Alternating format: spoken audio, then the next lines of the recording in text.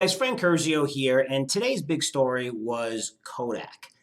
And it wasn't just today's big story where it's up tremendously, 318%. But if you look, this is a 5 day chart where the stock was at 221 on Monday and went as high as 45, $46 because then it closed at 33. This is just the last like an hour or so of trading. But this thing is up about 2,000% from its top, about 1,500% now. Looking at Kodak, and I wanted to show you guys something because in January, when I was at the Consumer Electronics Show, I mentioned how and this is on our website, guys. You go to Curzio Research website, and it's right here. We have all of our podcasts, everything we do. You got to have archives going all the way back. If you look at January, I attend the Consumer Electronics Show every year for the past 9 years. A little pissed off that they doing it digital this year.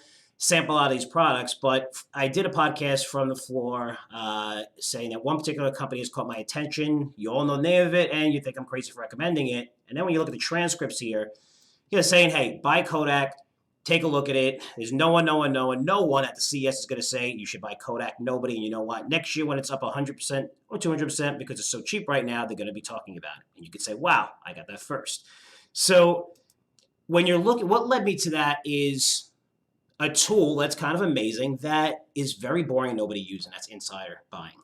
So when you look at the insider activity, and I've been part of the financial business for a very long time, I've seen companies try to start insider newsletters, and they always fail. They go out of business because nobody wants to buy them, nobody cares, because everybody loves a great story, right? Everyone's stories like rap, and insider buy is kind of boring. But when you track the insider buys here, and I'm going to go to a site that's pretty cool. It's called FinViz. I'm going to bring this up for you. And you put in Kodak, and they have all their news. It's a pretty cool site, guys, free site. If you look in January, right, and this is right up here, and just into December, right before the Consumer Electronics Show, I saw some massive buys. These are big buys. And 10% owners sold, not a big deal. That's nothing to them. But when you see individuals buying $2 million, $4 million worth of stock, that's when it hit my radar, right? And now they got a huge contract, same for the coronavirus, right? You're saying, well, January, coronavirus started in March.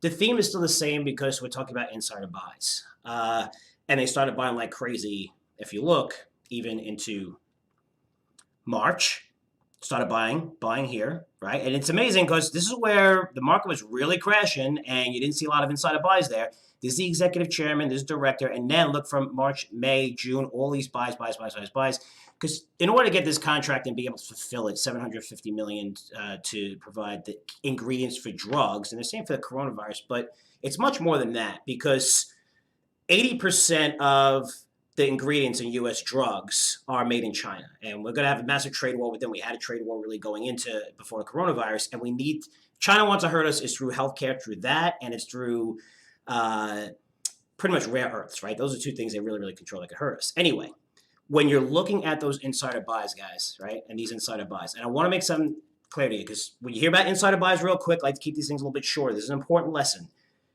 You hear the same thing where if you look at insider sells, there's a million reasons why insiders could sell, buy a house, whatever they want to do, but there's only one reason insiders buy. That's true, but not all insider buys are the same. For example, if you have a big name CEO coming over to a company, they might do an open market purchase because they just became a CEO, and they might, buy $1 million, $2 million worth of stock, which is like chump change to guys like us. You may have CEOs participate in the financing when they raise money, which is a good thing, right? Elon Musk participates in almost every one of his financings all the way up. But if you really want to raise money in a financing and you're an insider, you better be purchasing some of that, right? It shows a lot of confidence, helps you raise a lot of money. And then you have insider buys like Kodak. Kodak is a piece of garbage company. You can say shit company, whatever you want.